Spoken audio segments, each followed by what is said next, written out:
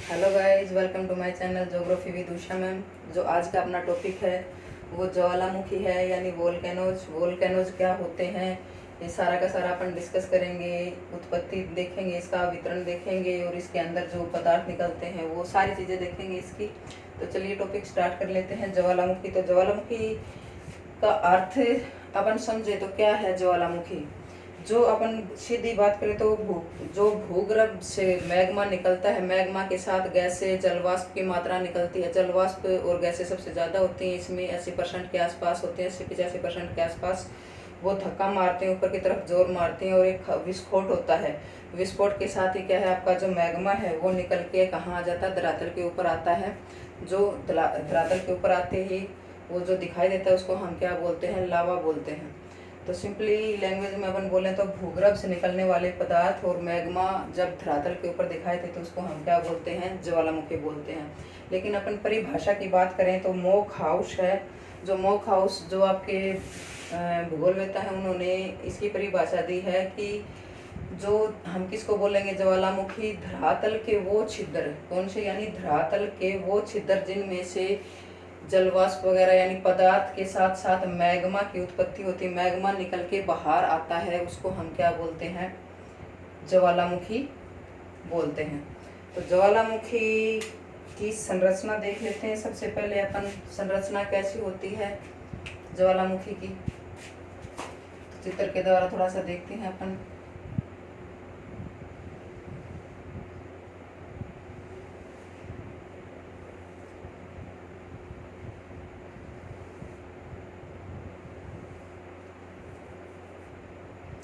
ये नीचे आपका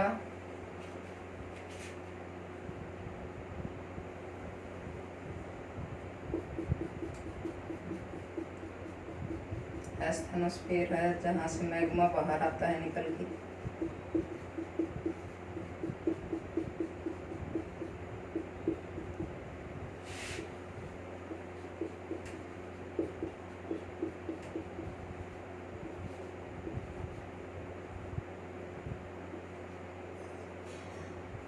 एस्थेनोस्फीयर यहाँ से आता है।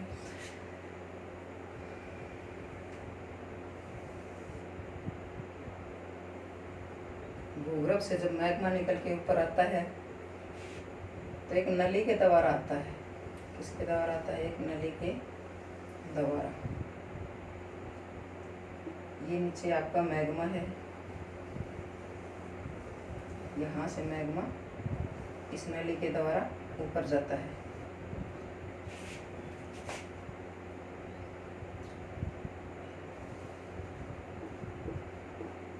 इसको बोलते हैं हम ज्वालामुखी नली, पाइप भी बोल देते हैं इसको। और इसको जो नीचे है इसको बोलते हैं हम ज्वालामुखी चेंबर।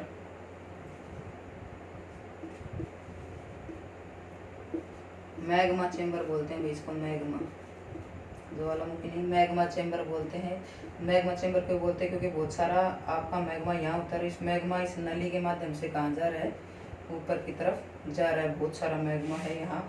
इसको हम मैग्मा हर्थ भी बोलते हैं एक तरह से। जैसे चूल्हे में आग जलती है तो वो ऊपर की तरफ लो बन के जाती है, तो इसको देसी भाषा में हम वो भी बोल सकते हैं कि यह बहुत सारा है और ऊपर की तरफ नली के द्वारा जा रहा है।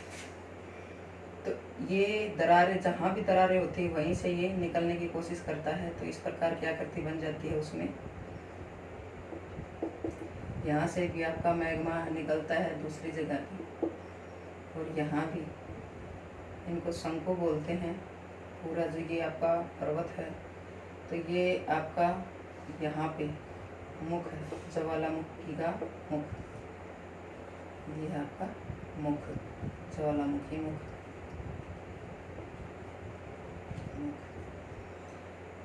यहाँ से आपका मैग्मा निकलता है। जब यहाँ से मैग्मा निकलता है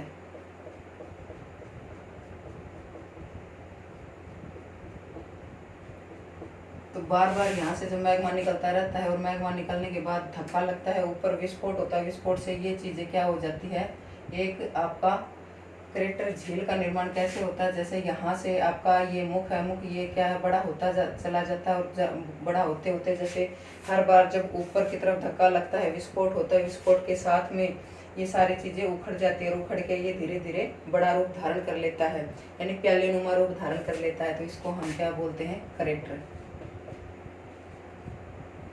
इसको प्याले नुमा रूप धारण कर लेता है, इसको हम क्या बोलते हैं, करेक्टर बोलते हैं। और जब यहाँ से मैग्मा निकलता है ऊपर की तरफ,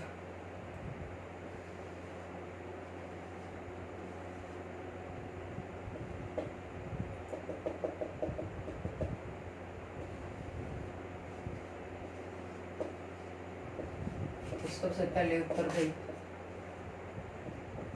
जलवाष्प गैसें निकलती हैं ये, इसके बाद में छोटे छोटे कंकड़ पत्थर भी, बड़े भी छोटे भी, सारी तरीके के होते हैं। अपन डिस्कस करेंगे आगे क्या क्या बोलते हैं इनको। ये शिलाखंड बोल सकते हैं इनको हम। और क्या निकलता है साथ में, राख, ज्वालामुखी राख बोलते हैं जिसको, इसको इंग्लिश में ऐश बोलते हैं।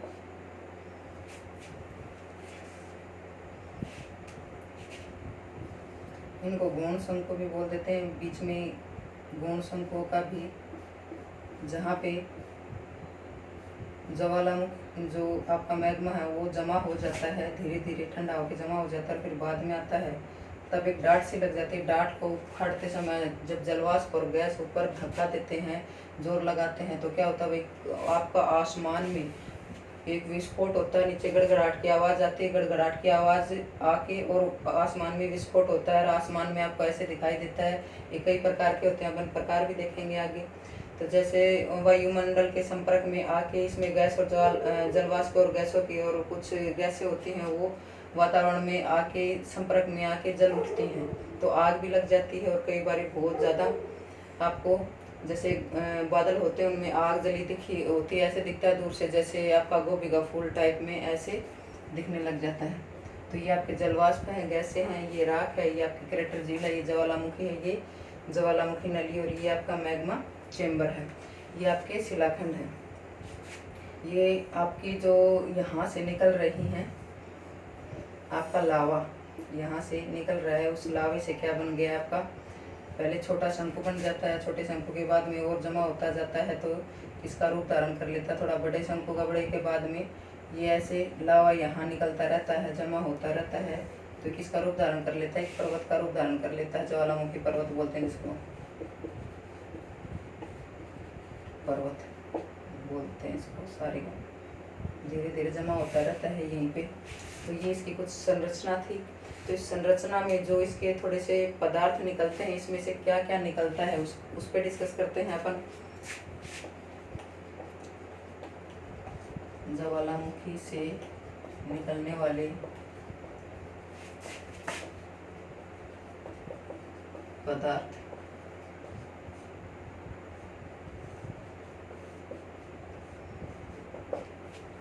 ज्वालामुखी से निकलने वाले पदार्थ में सबसे पहले है आपका गैसें, जलवाष्प। जलवाष्प की मात्रा सबसे ज़्यादा होती है, लगभग 80 से 85% आपकी गैसें और जलवाष्प होते हैं। इसके अंदर जलवाष्प की मात्रा सबसे ज़्यादा होती है, जलवाष्प 80 से 85% होता है इसमें। इसमें जो गैसें निकलती हैं वो कौन कौन सी होती हैं आपकी, SO2, CO2 और CO निकलते हैं। और नंबर 3 है, नंबर 2 है इसमें, ये होती है, अगर भाई पता नहीं तो ये सल्फर मोनोऑक्साइड, और ये होता है आपका कार्बन डाइऑक्साइड, और वो मोनोऑक्साइड, कार्बन मोनोऑक्साइड, तीनों के तीनों। इसके बाद में इसके अंदर डस्ट निकलती है, डस्ट यानी धूल, धूल निकलती है, धूल के कण निकलते हैं इसमें बहुत सारे। उसके बाद में नंबर 3 देखें अपन, नंबर 3 इसको ऐश बोलते हैं, यानी राख।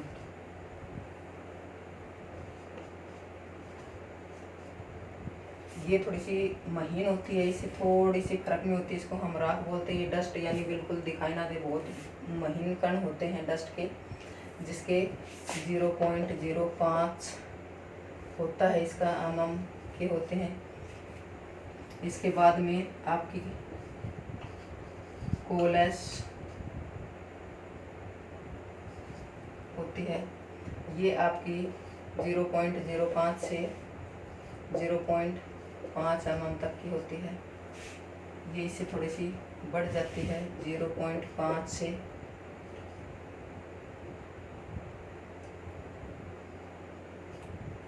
1 से 2 mm के बीच में रहती है कोलस।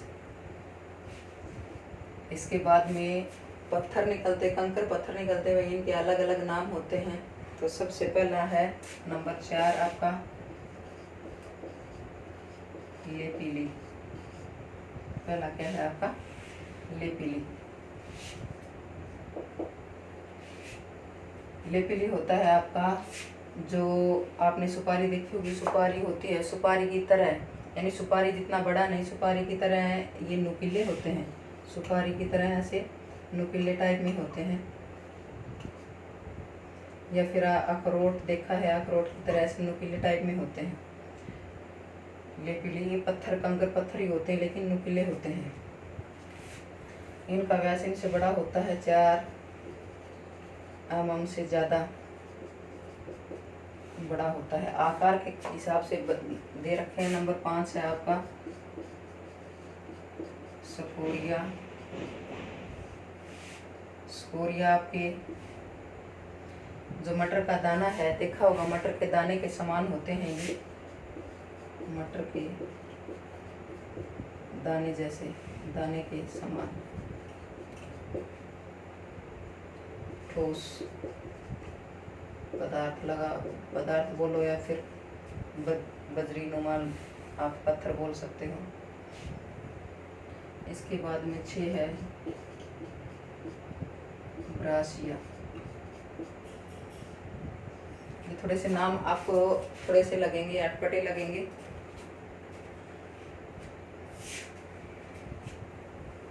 जो आपका ब्रासिया है, ये आपका जो स्कोरिया है, स्कोरिया का ही जो संगठित रूप लगा लो, जो छोटे छोटे नुकीले शिलाखंड होते हैं और लावा से चिपक जाते हैं, ये जो आपके स्कोरिया है, मटर के आकार के दाने के जितने, इनके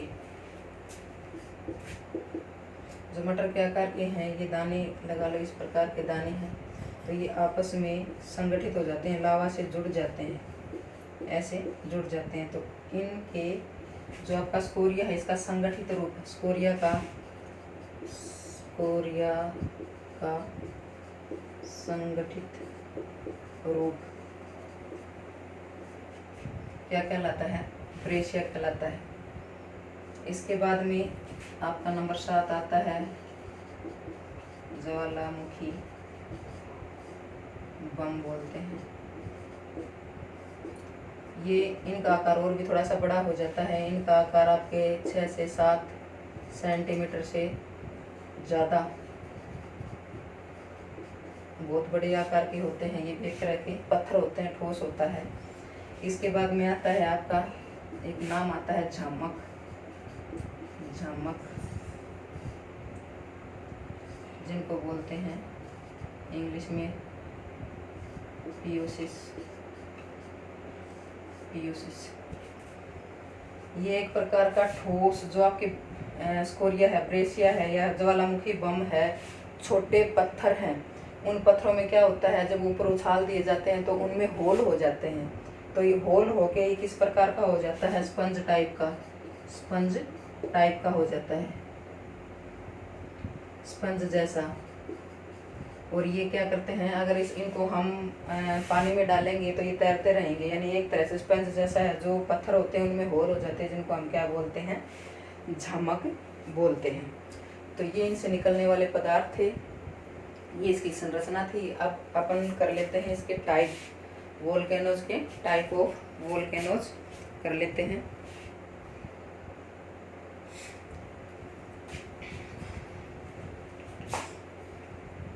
यानी ये देखो 4 mm से ज़्यादा, यानी 32 के बीच में, 4 mm से 32 mm के बीच में रहता है ये बड़ा, 32 mm तक स्कोरिया का, और ये 32 mm तक रहते हैं। और इसके बाद में बड़ा रूप ब्रासिया का हो जाता है, उसके बाद में बम का और झमक आपका स्पंज टाइप में होता है।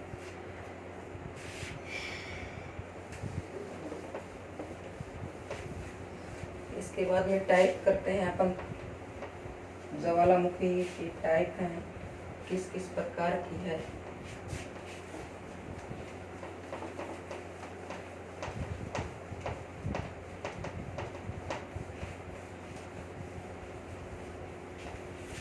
टाइप करने से पहले एक बार थोड़ा सा जो उत्पत्ति के कारक हैं वो दोहरा लेते हैं कि नीचे से ज्वालामुखी ऊपर आता है, क्या कारण होता है।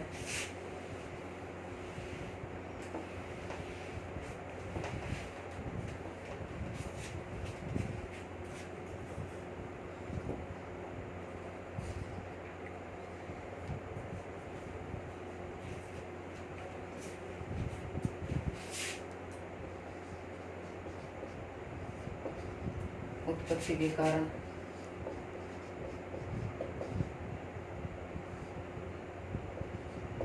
ज्वालामुखी की उत्पत्ति के कारण, कैसे ज्वालामुखी मैग्मा कैसे बनता है, कैसे नहीं बनता, ज्वालामुखी भी कहाँ कहाँ बनता है, तो अपन ने डिस्कस किया था। एक तो अपसारी प्लेट सीमा का किया था। अपसारी का मतलब एक दूसरे से अपोजिट जाना, और अभिसारी का मतलब एक दूसरे के आमने सामने प्लेटों का संचरण। तो ये कहाँ उत्पन्न होते हैं, उत्पत्ति के कारण देखते हैं पहले। तो अगर कारण की अपन बात करें तो सबसे पहला तो मैग्मा की उत्पत्ति कैसे होगी, जब भूगर्भ में क्या होगा, तापमान बढ़ेगा। तो तापमान बढ़ेगा तो मैग्मा की जो उत्पत्ति है, मैग्मा की उत्पत्ति के कारण है कहीं, क्योंकि मैग्मा तभी बनेगा तब भूगर्भ में, एक तो अपन नीचे जाते हैं भूगर्भ में तो तापमान भी बढ़ता है और दाब भी बढ़ता है, तो उसके कारण क्या हो जाता है, चट्टानी नीचे पिघलने लगती हैं। तो उसके बाद जो रेख होती है आद्य ऊष्मा, आद्य ऊष्मा, ये आद्य ऊष्मा क्या होती है, जब पृथ्वी आग का गोला थी तो धीरे धीरे ऊपर वाला भाग पृथ्वी का क्या हो गया था, ठोस हो गया था, और नीचे वाले भाग में क्या थी, ऊष्मा, यानी बहुत ज़्यादा आपका तापमान था। तो वो आज भी कहीं ना कहीं विद्यमान है तापमान। और उसके साथ ही जो रेडियो एक्टिव पदार्थ हैं आपके,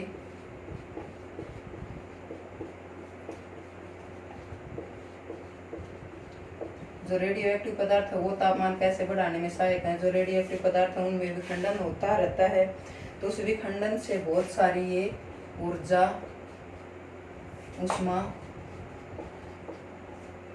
मुक्त करते हैं, जिससे तापमान बढ़ता है। और इसके बाद अपन बात करें तो प्लेटों की है, नंबर 3 के ऊपर अपन बात करें तो प्लेट विवर्तनी की, प्लेट विवर्तनी की। प्लेट विवर्तनी का नाम आते ही आ जाता है कि प्लेटों का जो आमने सामने अभिसरण होता है, कहीं पे अपसरण होता है, कहीं पे ये इधर जारी होती है और ये इधर जारी है, पास से भी जारी होती हैं। तो प्लेटों के अपसरण पे क्या होता है, रगड़ से जब प्लेटें अभिसरण करते हैं तो वहाँ भी ज्वालामुखी की उत्पत्ति होती है। कैसे होती है, जब दो प्लेटें हैं, ये तो है महाद्वीपीय प्लेट, महाद्वीपीय प्लेट, और इधर से एक प्लेट आती है महासागरीय प्लेट।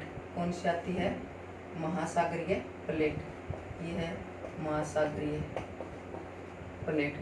तो जो प्लेट ठोस है वो ऊपर रहेगी, जो प्लेट ठोस है होती तो वो भी ठोस है लेकिन वैसे नरम होती है उसके मुकाबले, दूसरी के मुकाबले। तो जो महासागरीय होते हैं कुछ इसमें पानी होता है, पानी की मात्रा भी ज़्यादा होती है, तो वैसे भी फिर या एक दोनों की तरफ अभिसरण करती हैं, तो ये प्लेट नीचे आ जाती है और नीचे आपके मेंटल में यानी आपके भूगर्भ में नीचे समा जाते हैं, और नीचे जाते ही तापमान बढ़ता है। तापमान बढ़ते ही ये सारा क्या हो जाता है, आपकी ये चट्टान पिघलने लगती है, यहाँ उबलने लगती है, पिघलने लगती है। और साथ ही साथ जब ये चट्टान, यहाँ तापमान ज़्यादा होता है, भूगर्भ में नीचे जाते हैं तो, और इसके साथ ही पानी भी इधर से ही आता है, क्योंकि महासागर है तो महासागर से पानी भी आएगा। पानी जब तापमान बहुत ज़्यादा होगा तो पानी क्या होगा, उबलेगा, और उबलेगा पानी तो पानी का क्या बन जाएगा, जलवाष्प बन जाएगा। देखो अपने पढ़े थे ना कि ज्वालामुखी में जलवाष्प की मात्रा 80-85% होती है, तो वैसे ही होते हैं यहाँ बहुत सारा जलवाष्प डेवलप हो जाता है, साथ में गैसें डेवलप हो जाती हैं। वो आप आस पास में बहुत सारा दबाव बना के, और जहाँ पे आपकी हमेशा कहाँ आते हैं, जहाँ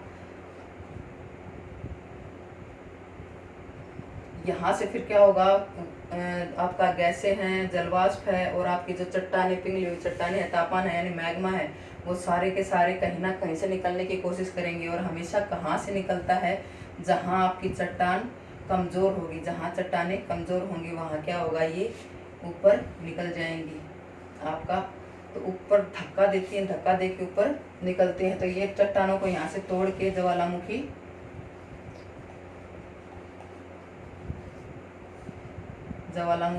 निकल जाता है। ज्वालामुखी ऐसे आते हैं, यानी ये चट्टान आपकी अभिसरण से नीचे चली जाएगी, नीचे जाते ही इनकी चट्टानें पिघलने लगेंगी। यहाँ से पानी भी आता है, पानी से जलवाष्प और गैसें डेवलपमेंट हो जाएगा, और वो कहीं ना कहीं जहाँ ठोस होगी वहाँ से तो निकल नहीं पाएंगे, लेकिन जहाँ कमज़ोर होगी चट्टान वहाँ से ये निकलने की कोशिश करेंगी। तो वहाँ से ये निकल के यहाँ पे किसका निर्माण होता है, ज्वालामुखी का निर्माण होता है। तो ये जो क्षेत्र है आपका चौकोर, इसको हम क्या बोलते हैं, बेनी ऑफ जोन भी बोलते हैं। कई बार क्वेश्चन आ जाता है क्या होता है Benioff zone, Benioff zone, इसको बेनी ऑफ जोन बोलते हैं। इस वाले क्षेत्र को जो आपका ट्रायंगल है, इसको बेनी ऑफ जोन बोला जाता है। तो इस प्रकार ज्वालामुखी की उत्पत्ति होती है, आपकी महाद्वीप प्लेट और महासागरीय प्लेट होती है, इनके आपस में अभिसरण से। तो ये प्लेट विवर्तनी के था। इसके बाद में आ जाता है आपका भूकंप भी आता है। भूकंप भी कहीं ना कहीं इनको लाने में समर्थ है, क्योंकि इनका दामन और चोली का रहता है, जहाँ ज्वालामुखी आएंगे वहाँ भूकंप की उत्पत्ति होगी। तो भूकंप क्या करता है आपका, भूकंप दरार भ्रंश की उत्पत्ति करता है ना। भूकंप आता है तो वो दरार ला देता है, कहीं कहीं भ्रंश बना देता है। तो उन भ्रंश बनाते ही ऊपर वाली जो चट्टान होती है, ऊपर वाला जो आपकी चट्टानें होती हैं, वो क्या होती है, उनकी जो दबाव होता है वो दबाव कम हो जाता है। दबाव कम होते ही वहाँ पे मेल्टिंग पॉइंट यानी द्रवणांक बोलते हैं, द्रवणांक क्या हो जाता है, गिर जाता है, यानी कम हो जाता है। पॉइंट गिर जाता है यानी आपका द्रवणांक कम हो जाता है। तो कम होते ही आपकी जो उच्च तापमान पे चट्टानें पिघलने लगती हैं। तो इसका भी कहीं ना कहीं कारण होता है उत्पत्ति में आपकी ज्वालामुखी का। तो इसके बाद देख लेते हैं टाइप ऑफ वोल्केनोज।